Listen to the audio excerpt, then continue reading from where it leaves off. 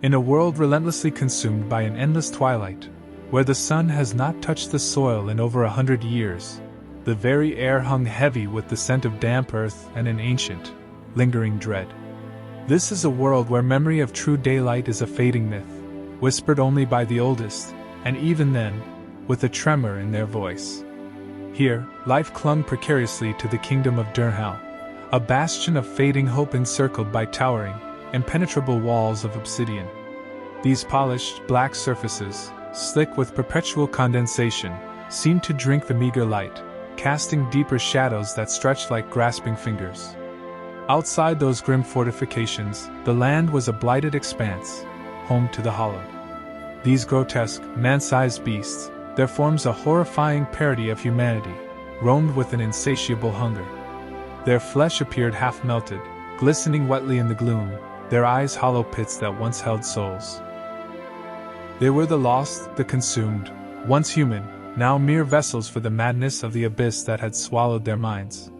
Their guttural cries echoed through the perpetual dusk, a constant reminder of the encroaching horror. Yet, within the obsidian embrace, Durnhal endured. Its survival was a testament to the iron will of the Church of the Sable Light and the disciplined, unyielding ranks of the Wardens. The Church, with its solemn rites and pronouncements, held sway over the hearts and minds of the populace, offering solace and a glimmer of hope in the encroaching darkness. The Wardens, clad in their somber, practical armor, were the kingdom's true shield. They wielded silver-threaded blades, their edges gleaming faintly in the dim light, and their very breath was a ritualistic act of defiance. They were sustained, both in body and spirit, by the tears of Saint Orlia. A holy tincture, precious and potent, which granted temporary clarity, shielding the soul from the corrupting influence of the Hollowed's madness. Without it, even the strongest mind could shatter. But the tears were drying up. The sacred springs from which they flowed were dwindling, their once generous yield reduced to a precious trickle. Each drop was now hoarded, rationed with grim determination. And as the tears diminished, the Hollowed, sensing the weakening of their foes, grew bolder. Their raids became more frequent, their attacks more coordinated, and their numbers swelled with each passing cycle of the moonless sky. A chill wind of despair began to seep through the cracks in Durnhal's defenses, threatening to extinguish the last flickering embers of hope. Chapter 1: The Scarred Warden. Revan was a creature of silence from the moment he entered the world. He never cried as an infant, a chilling anomaly that unsettled his parents. He remained mute until his 5th year, a quiet observer in a world that offered little comfort. People whispered that the profound trauma of witnessing his entire village consumed by a relentless wave of Hollowed had not only stolen his voice but perhaps a piece of his very soul. Yet, this haunted, quiet boy defied expectations, rising to become one of the youngest wardens ever blooded. His initiation was a grim affair, marked by a ritual scarification that left half his face a canvas of puckered, discolored skin, and his eyes, already unnaturally pale, seemed 2 shades lighter, reflecting the perpetual twilight of the world. Despite his stoic exterior, Revan was relentlessly haunted by nightmares. They were vivid, terrifying visions of a bleeding tree, its branches dripping with a dark, viscous fluid, and a disembodied, whispering voice that spoke in a language he couldn't quite grasp, yet filled him with a primal dread. To cope, and perhaps to preserve the last fragments of his sanity, Revan kept a hidden journal. It was a private sanctuary, a repository for thoughts and fears he dared not share, its pages never glimpsed by another soul. Every entry, without fail, began with the same defiant declaration: "I do not belong to fate." It was a mantra, a silent rebellion against the world that seemed determined to break him. One night, during a particularly fierce Hollow raid that had breached the outer defenses and threatened to engulf a forgotten sector of the kingdom, Revan found himself amidst the ruins of an ancient, dilapidated chapel. Amidst the chaos and the guttural roars of the Hollowed, he discovered a small, ethereal figure. She was a girl, seemingly no older than himself, locked within the crumbling sanctuary. She was untouched, uncorrupted by the encroaching madness, and her presence was a stark anomaly. She lay amidst the shattered pews, her voice a soft, melodic murmur, whispering prophecies in a dead language, a tongue so ancient it had been forgotten by the church itself. Her name, she revealed, was Lys. And what she claimed was heresy. The hallowed, she insisted, were not mere monsters, but victims, cursed not by some external evil, but by the sable light itself. Revan, against every instinct drilled into him as a warden, against every teaching of the church, spared her. Perhaps it was the haunting echo of his own past trauma, perhaps the unsettling truth in her words, or simply a flicker of defiance against the rigid dogma he had always known. But by doing so, by choosing mercy over duty, he became the hunted. The church, relentless in its pursuit of orthodoxy, would not tolerate such a breach. Chapter 2: The Eye of God. The church's response was swift and merciless. They branded Revan a heretic, an apostate who had fallen prey to dark influences. To ensure his capture and to erase the stain of his rebellion, they dispatched the Black Choir, masked inquisitors, their faces perpetually shrouded in shadow, their voices like a death knell, their methods brutal and unyielding. Their mandate was simple: bring Revan back, alive or dead. Revan and Lys, now fugitives in their own land, fled south, seeking refuge in the fractured, treacherous southern marshlands. This forgotten region was a labyrinth of tangled, twisted trees that grew in defiant, unnatural contortions, their roots submerged in murky, stagnant water. Beneath the dark surface of the bogs lay the skeletal remains of sunken cathedrals, ancient structures swallowed by the creeping waters, their broken spires barely visible above the mist-shrouded surface. The air was thick with the scent of decay and damp earth, a stark contrast to the sterile halls of Durnhal. They found precarious shelter among the freeborn, a tribe of resilient, wild outcasts who had long ago rejected the strictures of Durnhal and the church. These were people marked by their defiance, their very skin a testament to their rebellious spirit. They tattooed their sins into their flesh, a defiant act of self-ownership against a world that sought to define them. The freeborn worshipped a different deity, a forgotten entity they called the One-Eyed God, a benevolent yet powerful figure exiled by the church's dogma.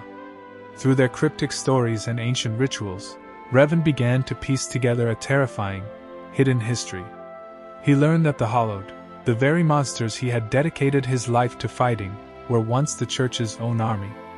They were not products of some inherent evil, but rather victims of horrific experiments with abyssal blood magic, twisted into their monstrous forms in a desperate bid for power by the sable light. And Lys, the quiet, prophetic girl, was revealed to be more than just a survivor. She was their last prophet, the culmination of generations of forbidden knowledge, the last link to a truth the church had violently suppressed. Her whispers were not madness, but echoes of a forgotten past, a warning for a perilous future. Chapter 3: The Hollow Truth. As their journey continued, Lys's ethereal strength began to wane. The strain of the flight, the constant exposure to the raw energies of the corrupted land, and the burden of her prophetic visions were taking their toll.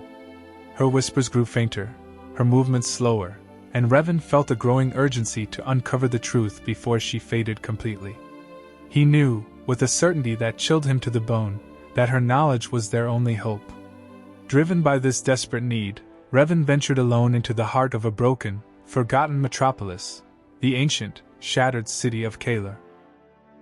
Its towering structures lay in ruin, choked by creeping vines and the persistent, unholy gloom. Beneath its collapsed foundations, hidden for centuries, lay the Forbidden Archive. It was a vast, sprawling labyrinth of crumbling scrolls and dust-choked tomes, a repository of forbidden knowledge meticulously sealed away by the church.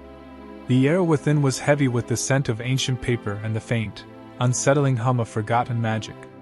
There, amidst the decaying parchment and the chilling silence, Revan painstakingly uncovered texts that revealed the church's horrifying true origins. The sable light, the divine entity they claimed to worship, was not a benevolent deity, but a malevolent shard of the abyss itself, a fragment of pure chaos and corruption, somehow bound in flesh by ritual.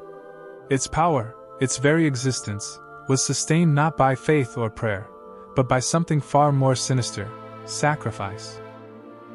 The church's miracles, Their ability to hold back the encroaching darkness and keep Durnhal alive were fueled by the suffering of thousands, their life force drained and funneled into an underground altar of unspeakable horror, a throbbing, pulsating entity they called the Heartwell. It was a grotesque engine of suffering, constantly demanding more, perpetually hungry.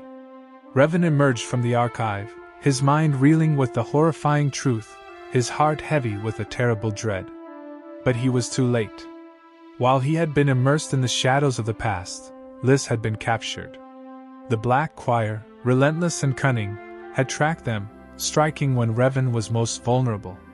The last prophet was now in the clutches of the very institution she sought to expose.